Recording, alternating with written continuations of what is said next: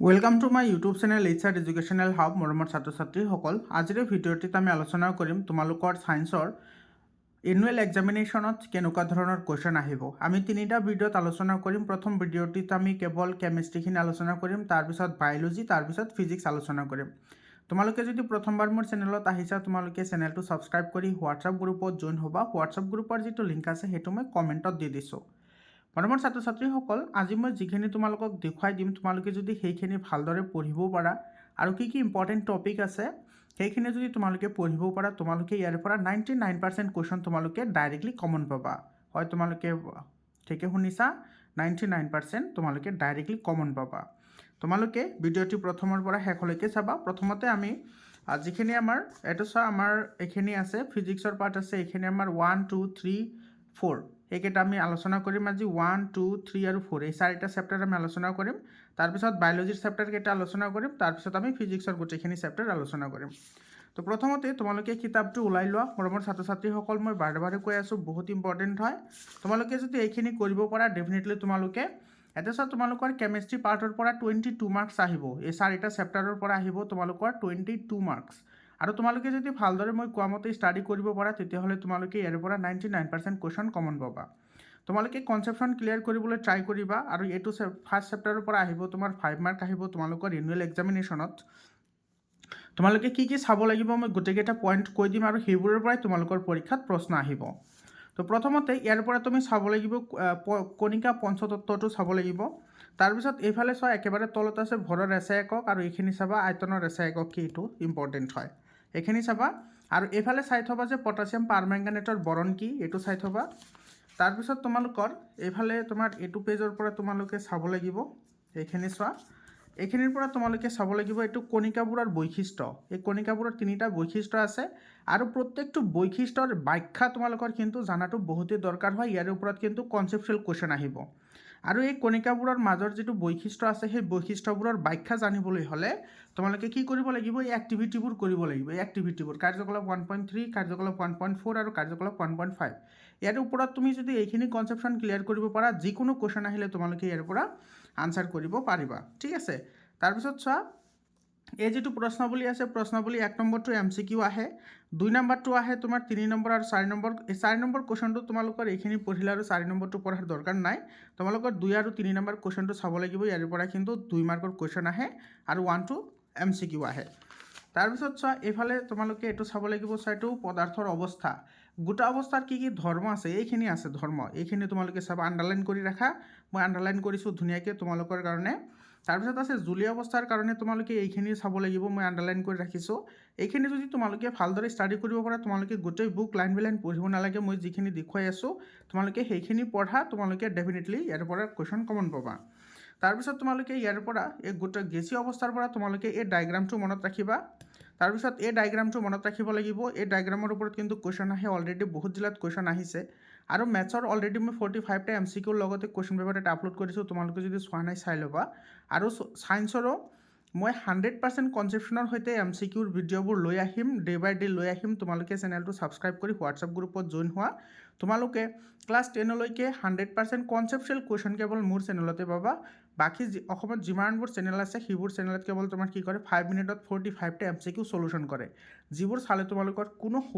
লাভ নহয় কাৰণ তোমালোকে গমেই পাইছা আজিকালি কনচেপচুৱেল কুৱেশ্যন আহে ইয়াৰ পিছত তোমালোকে চাবা এইটো LPG আৰু CNGৰ সম্পূৰ্ণ নাম দুটা চাবা ঠিক আছে তাৰপিছত চোৱা আৰু এইটোৰ পৰা এই প্ৰশ্নাৱলীৰ পৰা তোমালোকে চাব লাগিব ঘনত্ব কি ঘনত্বৰ ওপৰত আৰু এই 1 নম্বৰ যিটো কুৱেশ্যন আছে এইটো চাব লাগিব আৰু যিটো তোমাৰ ইয়াতে 3 নম্বৰ যিটো কাৰণ দৈৰ্ঘ্য আছে চোৱা তোমালোকে যদি পদাৰ্থৰ ধৰ্মকেইটা যদি তোমালোকে জানা কণিকাবোৰৰ বৈশিষ্ট্য আৰু অৱস্থাৰ কেৰেক্টাৰিষ্টিক কেইটা যদি জানা এইকেইটা প্ৰশ্ন তোমালোকে পঢ়িবই নালাগে মই গ্যাৰাণ্টি দিছোঁ পঢ়িবই নালাগে তোমালোকে নিজে নিজে এনসাৰ কৰিব পাৰিবা যদি তোমালোকে এই বস্তুখিনি তোমালোকে যদি পঢ়া এইখিনি আৰু এই গেছীয় অৱস্থাৰ যিটো বৈশিষ্ট্য আছে সেইখিনি ঠিক আছে তাৰপিছত এইটো চাওক বৰফ কিয় পানীত উপঙি থাকে এইটো তোমালোকে চাব লাগিব আৰু ইয়াৰ পৰা তোমালোকে এইখিনি চাব লাগিব এই ডায়েগ্ৰাম দুটা চাবা এই ডায়েগ্ৰাম দুটাও আহে এক্সামত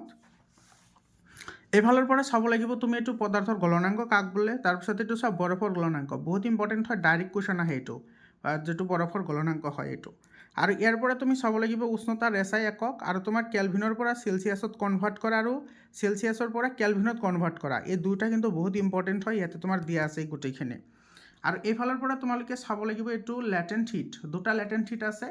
এটা হৈছে তোমাৰ বাষ্পীভৱনৰ লিনতাপ আৰু এটা হৈছে গলনৰ লিনতাপ দুয়োটা লিনতাপ তোমালোকে চাব লাগিব ইয়াৰ পৰা তোমাৰ এইটো আছে আৰু এই ডায়েগ্ৰামটো চাবা এইটো কিন্তু তোমাৰ কেতিয়াবা খালী ঠাই তোমাৰ দি দিয়ে ঠিক আছে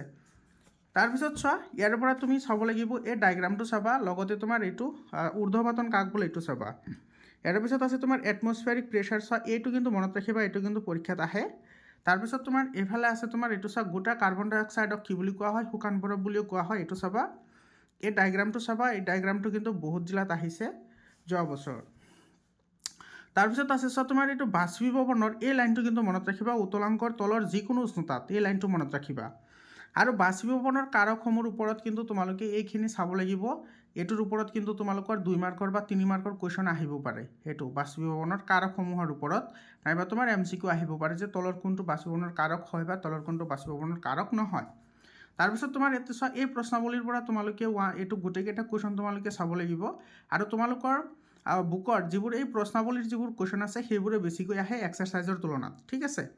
তো ইয়াতে চোৱা তোমাৰ এইটো কনভাৰ্জন আছে সেই কনভাৰ্জনৰ কিন্তু বহুত ইম্পৰ্টেণ্ট হয় এইবোৰ তোমাৰ MCQ ডাইৰেক্টলি আহি যায়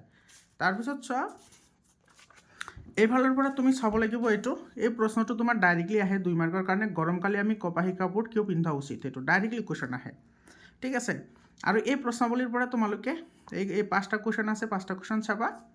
আৰু চোৱা ইয়াতে যিকেইটা কুৱেশ্যন আছে এই কুৱেশ্যন কেইটা যদি তুমি ভালদৰে এনচাৰ কৰিব বিচৰা তোমালোকে এইটো পেজ পঢ়িলে তোমালোকে গোটেইখিনি তাতে পাৰি যাবা ঠিক আছে মই সেইকাৰণে কৈ আছোঁ তোমালোকে কনচেপ্টখন ক্লিয়াৰ কৰা বাকী এনচাৰবোৰ আপুনি আহি যাব বুজি পালা আৰু এইফালৰ পৰা তোমালোকে চাব লাগিব প্লাজমা এইটো চোৱা প্লাজমা কি আৰু এইফালে চাবা তুমি BEC এইটো কি হয় বোছ আইনষ্টাইন কনডেনছেট কি হয় এইখিনি চাবা ঠিক আছে এইখিনি চালা তাৰপিছত তোমালোকে এইটো চাবা আৰু মৰমৰ ছাত্ৰ ছাত্ৰীসকল তোমালোকক মই কৈ আছোঁ ইয়াতে তোমালোকৰ ক্লাছ 9ৰ ছায়েন্স আৰু মেথছ কিন্তু 100% ক্লাছ 10ত ইউজ হ'ব আৰু মই যিবোৰ MCQৰ ভিডিঅ' লৈ আহিম বা লং কুৱেশ্যনৰ ভিডিঅ' লৈ আহিম সেইবোৰ যদি তোমালোকে চোৱা সেইবোৰত মই 100% ডিছকাশ্যন কৰিম যে কেনেকুৱা ধৰণৰ কুৱেশ্যন ক্লাছ 10তো আহে মই তোমালোকক সেই সাপেক্ষে কৈ আছোঁ ইয়াতে যিবোৰ কুৱেশ্যন আছে এই কুৱেশ্যনবোৰ কিন্তু ক্লাছ 10ত তোমাৰ এজ ইট ইজ কনচেপ্টশ্যন তোমাৰ তাতে এপ্লাই হ'ব ক্লাছ 10ত তাৰপিছত চোৱা ইয়াৰ পৰা তোমালোকে চাব লাগিব এইটো 3 নম্বৰ যিটো কুৱেশ্যন আছে এইটো MCQ হয় 4 নম্বৰ তাৰপিছত 5 নম্বৰটো MCQ হয় 6 নম্বৰৰ দুটা কুৱেশ্যন আছে 7 নম্বৰ কুৱেশ্যনটো বহুত ইম্পৰ্টেণ্ট হয় 7, 8 আৰু এই কুৱেশ্যনটো চোৱা 2 মাৰ্কৰ কাৰণে বা তোমাৰ খালী ঠাই হিচাপে কিন্তু যোৱা বছৰ বহুত জিলাত আহিছে এনুৱেল এক্সামিনেশ্যনত তো তুমি 1 নম্বৰ চেপ্টাৰৰ তুমি এইখিনি চাবা তোমাৰ গোটেইখিনি হৈ যাব তাৰপিছত চোৱা ইয়াতে তোমাৰ 2 নম্বৰ চেপ্টাৰৰ পৰা আহিব 5 মাৰ্ক আহিব তোমালোকৰ এনুৱেল এক্সামিনেশ্যনত তাৰপিছত তোমালোকে ইয়াতে গাখীৰৰ পৰা চাব লাগিব এইখিনি তাৰপিছত তোমাৰ মিশ্ৰণ কি মিশ্ৰণৰ বিষয়ে তোমালোকে এইখিনি কথা চাবা তাৰপিছত তোমালোকে ইয়াতে চাব লাগিব এইটো চোৱা ইয়াতে তোমাৰ যিটো 2 নম্বৰ যিটো কুৱেশ্যন আছে এইটো কিন্তু ইম্পৰ্টেণ্ট হয় সমহত্ত আৰু অসমত্ত মিশ্ৰণৰ পাৰ্থক্য এইটো ইম্পৰ্টেণ্ট হয় তাৰপিছত দ্ৰৱণৰ বিষয়ে তোমালোকে এইখিনি চাবা আৰু বহুত ইম্পৰ্টেণ্ট হয় শংকৰ ধাতু এইটো কিন্তু ক্লাছ 10ত মেট্ৰিকতো কুৱেশ্যন আহে এই শংকৰ ধাতুৰ ওপৰত আৰু শংকৰ ধাতু কি হয় এইটোৰ কনচেপ্টখন তোমালোকে চাই থবা ধুনীয়াকৈ দিয়া আছে এইখিনি ইয়াৰ ওপৰত কিন্তু কুৱেশ্যন আহে তাৰপিছত চোৱা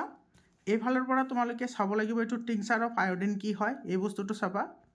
তাৰপিছত চোৱা তোমাৰ দ্ৰৱণৰ ধৰ্ম এইবোৰৰ ওপৰত কিন্তু ষ্টেটমেণ্ট বেছড কুৱেশ্যন নাইবা এজাৰশ্যন ৰিজনিঙৰ কুৱেশ্যন আহি যায় ঠিক আছে তাৰপিছত ইয়াৰ পৰা তোমালোকে চাব লাগিব এইটো সংপৃক্ত দ্ৰৱ আৰু অসংপৃক্ত দ্ৰৱ সেইখিনি তোমাৰ ইয়াতেও আছে সংপৃক্ত দ্ৰৱ আৰু অসংপৃক্ত দ্ৰৱ এইটো আছে সংপৃক্ত দ্ৰৱ এইটো আছে অসংপৃক্ত দ্ৰৱ ডেফিনেশ্যন আছে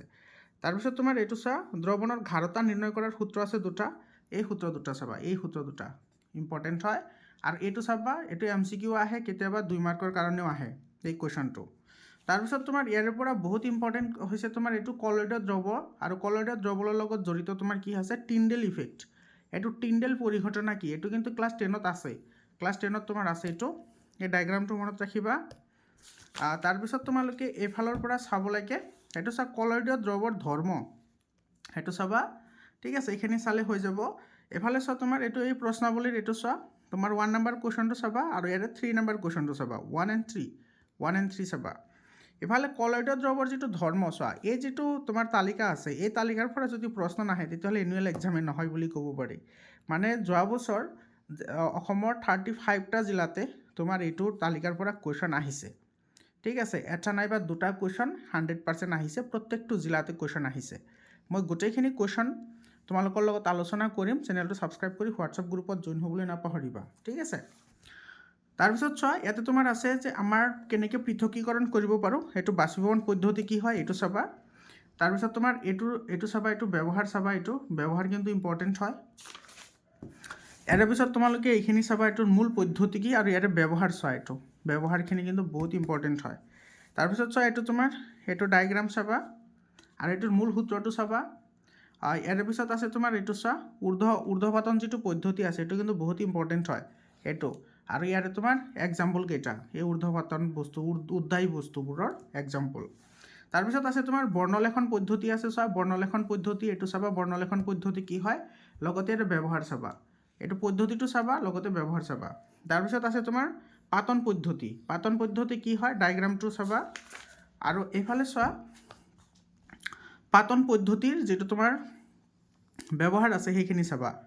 লগতে তোমাৰ এইটো চোৱা আংশিক পাতন আমি কেতিয়া এপ্লাই কৰোঁ সেইটো চোৱা 25 কেলভিনতকৈ যেতিয়া টেম্পাৰেচাৰ তোমাৰ ডিফাৰেঞ্চ থাকে তেতিয়াহে আমি পাতন পদ্ধতি ইউজ কৰিব পাৰোঁ এই টেম্পাৰেচাৰটো মনত ৰাখিবা ঠিক আছে ইয়াৰ পিছত চোৱা ইয়াৰ পিছত তোমালোকে এইখিনি চাব লাগিব এইটো চাবা এইখিনি বাষ্পীভৱনতকৈ স্ফটিকীকৰণ ভাল কিহৰ কাৰণে ভাল এইখিনি চাবা ঠিক আছে ইয়াৰ পিছত আহিছোঁ চোৱা এইখিনিৰ পৰা তোমাৰ এইটো চোৱা প্ৰশ্নাৱলীৰ পৰা তোমাৰ এইটো 2 নম্বৰ কুৱেশ্যনটো কিন্তু বহুত ইম্পৰ্টেণ্ট হয় এইটো MCQ আহিব এইবোৰৰ পৰা ঠিক আছে তাৰপিছত তোমাৰ এইখিনিৰ পৰা তোমালোকে এইটো MCQ আহিব ইয়াৰ পৰা MCQ আহিব তাৰপিছত তোমাৰ এইটো চোৱা মমবাতিৰ ভৌতিক আৰু ৰাসায়নিক পৰিৱৰ্তন কেতিয়া ঘটে চোৱা ভৌতিক আৰু ৰাসায়নিক পৰিৱৰ্তনৰ ওপৰত কিন্তু কনচেপশ্যন ক্লিয়াৰ হোৱাটো বহুত ইম্পৰ্টেণ্ট হয় তোমালোকৰ ক্লাছ 10তো আছে আৰু এই প্ৰশ্নাৱলীৰ পৰা এইখিনি তোমাৰ MCQ আহিব এইবোৰৰ পৰা লং কুৱেশ্যন নাহে তাৰমানে যোৱা বছৰ অহা নাই তাৰপিছত তোমাৰ এইটো মৌলৰ পৰা তোমালোকে এইখিনি কথা জানি থবা এই যিখিনি মই আণ্ডাৰলাইন কৰিছোঁ এইখিনি তাৰপিছত তোমাৰ ধাতুকল্প কি হয় চোৱা ক্লাছ 10ত আছে ধাতুকল্প কাক বোলে গতিকে এই তোমালোকৰ 9তো পৰীক্ষাত আহে কুৱেশ্যন আৰু এই লাইনকেইটা চব বহুত ইম্পৰ্টেণ্ট হয় এই লাইনৰ পৰা কিন্তু কুৱেশ্যন আহিব ঠিক আছে এইখিনিৰ পৰা তাৰপিছত আছে তোমাৰ এইখিনি চাই লোৱা তোমালোকে মই আণ্ডাৰলাইন কৰিছোঁ তোমালোকে আণ্ডাৰলাইন কৰা তাৰপিছত আছে এইখিনি চোৱা তৰল অৱস্থাত থকা ধাতু তাৰপিছত তোমাৰ একেবাৰে কম উষ্ণতা বিশিষ্ট বা তোমাৰ গলনাংক বিশিষ্ট ধাতু এইটো গেলিয়াম আৰু চিজিয়াম এইখিনি চাব লাগিব ঠিক আছে ইয়াৰে পিছত তোমাৰ আছে এইটো মিশ্ৰণ আৰু যৌগৰ মাজত ডিফাৰেঞ্চ যিটো আছে সেইটো চাবা এইটো যোৱা বছৰ কিন্তু হঠাৎ 2-এটা জিলাতে আহিছে মেক্সিমাম জিলাত অহা নাই তাৰপিছত এইটো আছে হাইড্ৰজেনৰ যিটো তোমাৰ ধৰ্ম এইখিনি আছে ইয়াৰ পিছত চোৱা ইয়াৰ যিটো অনুশীলনী আছে সেই অনুশীলনীৰ পৰা তোমালোকৰ এই 1 নম্বৰ কুৱেশ্যনটো MCQ আহিব ঠিক আছে এই 2 নম্বৰ কুৱেশ্যনটো যোৱা বছৰ কামৰূপ মেট্ৰ' জিলাত এই কুৱেশ্যনটো আহিছে 2 মাৰ্কৰ কাৰণে এই কুৱেশ্যন আহিছে তাৰপিছত তোমালোকে ইয়াৰ পৰা তোমালোকে কুৱেশ্যনটো চাবা এইটো C নম্বৰ কুৱেশ্যনটো চাবা আৰু D নম্বৰ কুৱেশ্যনটো চাবা C and D তাৰপিছত তোমাৰ এফালৰ পৰা তোমাৰ এই উদাহৰণ দি ব্যাখ্যা কৰা যে আছে এইখিনি তোমালোকক আগতেও আছে ন এইখিনি আগতেও আছে 5 নম্বৰটো তোমাৰ এইটো MCQ আহিব 7 নম্বৰটো MCQ হয় 8 নম্বৰটো MCQ 9 নম্বৰটো MCQ হয় 10 নম্বৰটো MCQ হয় ইয়াতে তোমাৰ যিমানকেইটা কুৱেশ্যন আছে গোটেইকেইটা MCQৰ কুৱেশ্যন হয় ইয়াৰ পৰা কিন্তু MCQ আহে এইখিনি MCQ হয় 11 নম্বৰটো MCQ হয় তাৰপিছত চোৱা অণু আৰু পৰমাণুৰ পৰা 6 মাৰ্ক আহিব এনুৱেল এক্সামিনেশ্যনত তোমালোকে কি চাব লাগিব প্ৰথমতে তোমালোকে এইটো চোৱা তোমাৰ পৰমাণুৰ বিষয়ে কোনে কি তোমাৰ ডেফিনেশ্যন দিছে সেইখিনি কিন্তু তোমালোকে চাব লাগিব তোমালোকে চাই লৈ আণ্ডাৰলাইন কৰা আছে এইখিনি তোমালোকে চাব লাগিব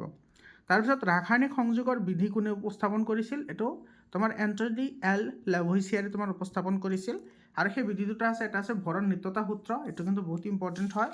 এইটো চাওক ভৰণ নিত্যতা সূত্ৰ এইটো আৰু স্থিৰানুপাত বিধিৰ পৰা তোমালোকে এইখিনি কথা চাব লাগিব এইটো হাইড্ৰজেন আৰু অক্সিজেনৰ ভৰৰ অনুপাত কিমান পানীত এইটো তাৰপিছত এমনিয়াত হাইড্ৰজেন আৰু অক্সিজেনৰ ভৰৰ অনুপাত কিমান নাইট্ৰজেন আৰু হাইড্ৰজেনৰ অনুপাত এইবোৰ কিন্তু পৰীক্ষাত অহা প্ৰশ্ন হয় ঠিক আছে তাৰপিছত তোমাৰ চোৱা এইটো ৰাসায়নিক বিধিটো ইয়াৰ পিছত তোমাৰ ডেল্টনৰ পৰমাণু পদৰ স্বীকাৰ্যসমূহ ইয়াতে চোৱা এই স্বীকাৰ্য 5টা স্বীকাৰ্য আছে স্বীকাৰ্যকেইটা চাব লাগিব 2 মাৰ্কৰ কাৰণে নাইবা তোমাৰ ষ্টেটমেণ্ট বেছ কুৱেশ্যন আহে কেনেকুৱা ধৰণৰ কুৱেশ্যন আহে তোমালোকে এইখিনি পঢ়ি থবা গোটেইখিনি মই যেনেকৈ কৈ আছোঁ তাৰপিছত আমি যেতিয়া MCQ ডিছকাশ্যন কৰিম লং কুৱেশ্যন ডিছকাশ্যন কৰিম তেতিয়া তোমালোকৰ 100% হৈ যাব ঠিক আছে তাৰপিছত ইয়াৰ পৰা চোৱা তোমাৰ এই 2 নম্বৰ তাৰপিছত 3 আৰু 4 এই তিনিটা কুৱেশ্যন চাবা তাৰপিছত এই পৰমাণুৰ পৰা তোমালোকে এইখিনি কথা চাই থবা ইয়াৰ পিছত তোমালোকে ইয়াৰ পৰা তোমালোকে এইখিনি চাব লাগিব যে মৌলবোৰৰ বাবে এক অতি সুনিৰ্দিষ্ট অৰ্থবহ চিহ্ন ব্যৱহাৰ কৰা প্ৰথমজন বিজ্ঞানী কোন আছিল? ডেল্টন আছিল। আৰু এই তোমাৰ ডায়েগ্ৰাম কেইটা, এই ডায়েগ্ৰামৰ ওপৰত কিন্তু কুৱেশ্যন আহিছে যোৱা বছৰ বহুত জিলাত আহিছে। তাৰপিছত তোমাৰ মৌলবোৰৰ নামাকৰণ কেনেকৈ কৰিব লাগে সৰ্বপ্ৰথম কোনে উপদেশ দিছিল? বাৰ্জিলিয়াছে উপদেশ দিছিল। এইখিনি কথা তোমালোকে চাবা। ইয়াৰ পিছত আছে তোমাৰ চোৱা এইটো কোনটো মৌলৰ নাম ক'ৰ পৰা আহিছে সেইখিনি তোমাৰ ইয়াতে দিয়া আছে, ধুনীয়াকৈ দিয়া আছে এইখিনিত। তাৰপিছত আছে এইখিনিও আছে, এইখিনি কিন্তু চাব লাগিব। ইয়াৰ পিছত আছে তোমাৰ পাৰমাণৱিক ভৰ একক কি আৰু অণু কি হয়, ডেফিনেশ্যন হয় এইখিনি সৰু সুৰা। তাৰপিছত চোৱা এইখিনি চাব লাগিব, তোমালোকে আণ্ডাৰলাইন কৰিছোঁ মই, সেইখিনি চাবা। তাৰপিছত চোৱা পাৰমাণৱিকতা কি হয় এইটোৰ ওপৰত কিন্তু কুৱেশ্যন আহে, যিটো তোমাৰ ইয়াতে দিয়া আছে এইটোৰ পৰা কিন্তু কুৱেশ্যন আহিব, MCQ আহিব, ঠিক আছে। আফটাৰ ডেট তুমি ইয়াৰে পিছত তোমালোকে চাব লাগিব এই যে যৌগবোৰৰ সংকেত লিখা, এইটো চোৱা এই সংকেত লিখা ইয়াতে যিমানকেইটা এক্সাম্পল আছে তোমালোকে চাব লাগিব। আৰু তোমালোকে যদি এইবোৰ এতিয়া নোচোৱা নাই, ক্লাছ 10ত গ'লে কেমেষ্ট্ৰি পাৰ্ট একো নোৱাৰিবা। ক্লাছ 10ত কেমেষ্ট্ৰি পাৰ্টৰ পৰা 32 মাৰ্ক আহে মেট্ৰিক পৰীক্ষাত, ঠিক আছে। গতিকে তোমালোকে এইবোৰ ভালদৰে প্ৰেক্টিছ কৰা, এইবোৰ বহুত ধুনীয়াকৈ প্ৰেক্টিছ কৰা। এইখিনি ধুনীয়াকৈ দিয়া আছে কেনেকৈ তোমাৰ লিখা হয়। আৰু এইফালে তোমাৰ সংকেত লিখা আছে, এইবোৰৰ হাফ মাৰ্কৰ কুৱেশ্যন আহে পৰীক্ষাত, এইখিনি হাফ মাৰ্কৰ কুৱেশ্যন আহে, এইখিনি কিন্তু চাব লাগিব, ঠিক আছে। তাৰপিছত চোৱা আণৱিক ভৰ নিৰ্ণয় কৰা, এইটোৰ ওপৰত কিন্তু কুৱেশ্যন আহিব যে কোনটোৰ ভৰ বেছি, এনেকৈ ধৰণৰ কুৱেশ্যন আহিব, MCQ আহিব পাৰে। এইটো কিন্তু যোৱা বছৰ MCQ আহিছে যে কোনটোৰ ভৰ বেছি, ঠিক আছে। আৰু MCQ আহিছে তথাপি, গতিকে তোমালোকে এইখিনি জানিব লাগিব, নাইবা তোমাৰ 2 মাৰ্কৰ কুৱেশ্যন আহি যাব পাৰে। এইটো আছে এটা। তাৰপিছত তোমাৰ ইয়াতে চোৱা পানীৰ অণুৰ যিটো গঠন আছে সেইটো কেনেকৈ গঠন হয়, ইয়াতে দুটা তোমাৰ ষ্টেটমেণ্ট আছে, চোৱা এই ষ্টেটমেণ্ট দুটা চাই থবা। আৰু এইফালৰ পৰা তোমালোকে চাব লাগিব এইটো এভোগাড্ৰৰ সংখ্যা যিটো আছে, সেইটো এভোগাড্ৰৰ সংখ্যা, এইটো কিন্তু বহুত ইম্পৰ্টেণ্ট হয়, এইটো কিন্তু পৰীক্ষাত আহিব এভোগাড্ৰৰ সংখ্যা। তাৰপিছত তোমাৰ এইফালৰ পৰা তোমালোকে এই লাইনটো চাব লাগিব, মূল শব্দটো সৰ্বপ্ৰথম কোনে ইউজ কৰিছে। তাৰপিছত আছে তোমাৰ এইটো এক্সাম্পল 3.3টো চাব লাগিব, এইটো চোৱা ধুনীয়াকৈ এনচাৰ ইয়াতে দিয়াই আছে। ইয়াৰ পিছত আছে তোমাৰ এক্সাম্পল এইটো 3.4, এইকেইটাও চাব লাগিব, ইম্পৰ্টেণ্ট হয়, এইবোৰৰ পৰা কুৱেশ্যন আহিব ডাইৰেক্টলি, মই কৈ আছোঁ ডাইৰেক্টলি কুৱেশ্যন আহিব, ঠিক আছে। তাৰপিছত তোমাৰ এইখিনি আছে। ইয়াৰ পিছত তোমাৰ ইয়াৰ পৰা তুমি 1 নম্বৰ কুৱেশ্যনটো চাবা, ঠিক আছে। আৰু এইফালে তোমাৰ এইটো 1 নম্বৰ কুৱেশ্যনটো চাবা ইয়াৰে অনুশীলনীৰ। তাৰপিছত ইয়াতে আছে তোমাৰ এইটো 3 নম্বৰ কুৱেশ্যনটো চাবা, ইম্পৰ্টেণ্ট হয়।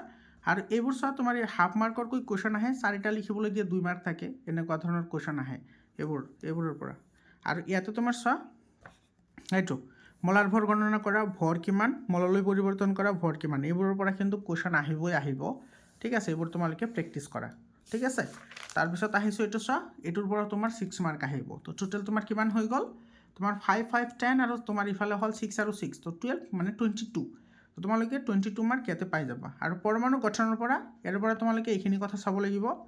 যে তোমাৰ ইলেক্ট্ৰন, প্ৰটন আৰু নিউট্ৰন কোনে কোনে আৱিষ্কাৰ কৰিছিল, এই গোটেইখিনি কথা ইয়াতে দিয়া আছে। ইলেক্ট্ৰন, নিউট্ৰন আৰু প্ৰটন, এই গোটেইখিনি কথা তোমাৰ ইয়াতে দিয়া আছে, এইখিনি কথা তোমালোকে চাবা। আৰু ইয়াৰ পৰা তোমালোকে চাবা এইটো 2টা কুৱেশ্যন ইম্পৰ্টেণ্ট হয়, কেনেল ৰশ্মি কি আৰু এইটো। ইয়াৰ পিছত চোৱা এইটো পৰমাণুৰ গঠনৰ আৰ্হি উপস্থাপন কৰা প্ৰথম বিজ্ঞানীজন কোন হয়, জে থমছন হয়, এইখিনি চাবা। থমছনৰ যিটো পৰমাণুৰ আৰ্হিৰ পষ্টুলেট আছিল, মানে স্বীকাৰ্য, এই দুটা। তাৰপিছত চোৱা ৰাদাৰফোৰ্ডৰ যিটো পৰমাণুৰ আৰ্হি আছে, ৰাদাৰফোৰ্ডৰ পৰমাণু আৰ্হিত তোমাৰ সোণৰ পাত কিয় ব্যৱহাৰ কৰিছিল, এই কুৱেশ্যনটো কিন্তু যোৱা বছৰ বহুত জিলাত আহিছে 2 মাৰ্কৰ কাৰণে। তো সেইখিনি কথা তোমাৰ ইয়াতে ধুনীয়াকৈ দিয়া আছে। আৰু কোনটো মৌলৰ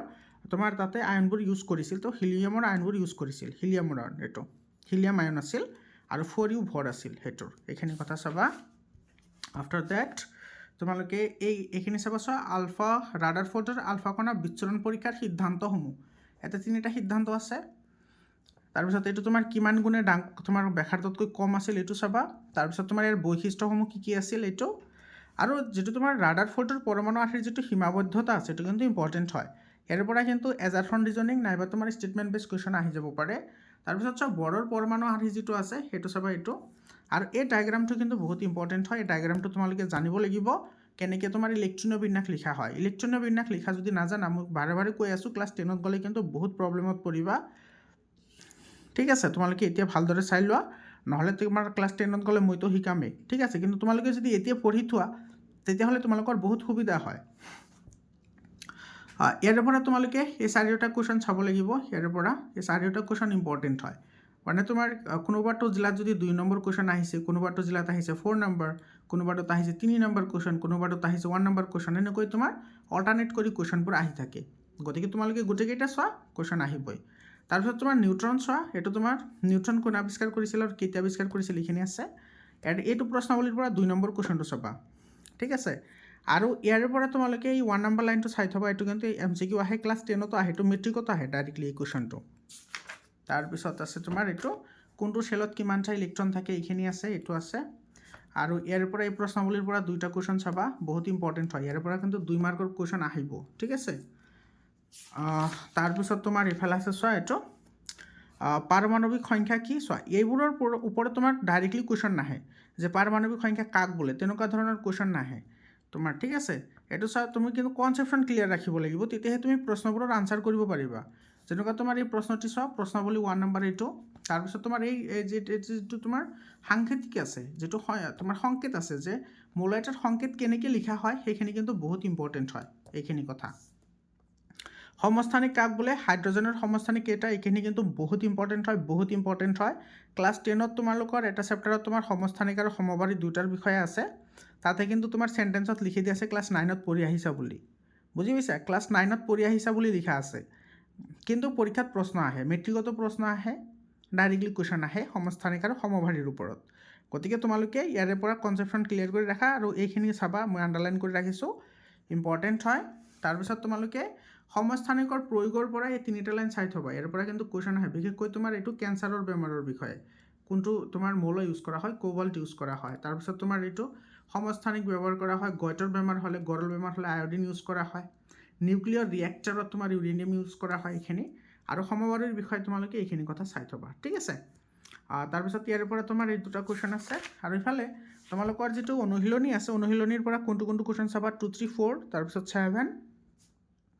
এইফালে আছে 9, তাৰপিছত 11, এইটো চোৱা, এইবোৰ কুৱেশ্যন আহা কুৱেশ্যন হয়। তাৰপিছত 12, 13, এইটো চোৱা, এই কুৱেশ্যনটো কিন্তু 2 মাৰ্কৰ কুৱেশ্যন হয়, কেতিয়াবা MCQ আহিছে বহুত জিলাত যোৱা বছৰ। আৰু এইকেইটা MCQ হয়, এই MCQ কেইটা চাবা, এই MCQ গোটেইখিনি চাবা, এইটো MCQ আহে এইবোৰৰ পৰা, লং কুৱেশ্যন নাহে। তো এইখিনি আমাৰ 22 মাৰ্কৰ কাৰণে হৈ গ'ল। মৰমৰ ছাত্ৰ ছাত্ৰীসকল, তোমালোকৰ জিলাত যেতিয়া ফাইনেল এক্সাম হৈ যাব, 7000282467 এইটো মোৰ পাৰ্চনেল নাম্বাৰ হয়, এইটো নাম্বাৰত তোমালোকে কুৱেশ্যন পেপাৰবোৰ পঠাই দিবা, মই তোমালোকক লগে লগে চলুশ্যন কৰি দি দিম। নাইবা তোমালোকে হোৱাটছআপ গ্ৰুপতো জইন হ'বাই, হোৱাটছআপ গ্ৰুপত জইন হ'লে তোমালোকে কুৱেশ্যন পেপাৰবোৰ তাতে পঠাই দিব পাৰিবা। ইয়াৰ পিছত চোৱা, 22 মাৰ্ক, তোমালোকে যদি এইখিনি কমপ্লিট কৰিব পাৰা, 22ৰ ভিতৰত তোমালোকে 22 মাৰ্কে পাবা, কোনো প্ৰব্লেম নাথাকিব। আৰু বায়'লজিৰ পৰা তোমালোকৰ 18 মাৰ্ক আহিব ফাইনেল এক্সামত, এইখিনি আমি পিছৰ ভিডিঅ'টিত আলোচনা কৰিম, তোমালোকে তেতিয়ালৈকে এইখিনি পঢ়ি থাকা। মৰমৰ ছাত্ৰ ছাত্ৰীসকল, আজিৰ কাৰণে এইখিনিয়ে, আকৌ লগ পাম বেলেগ এটা ভিডিঅ'লৈ, ধন্যবাদ।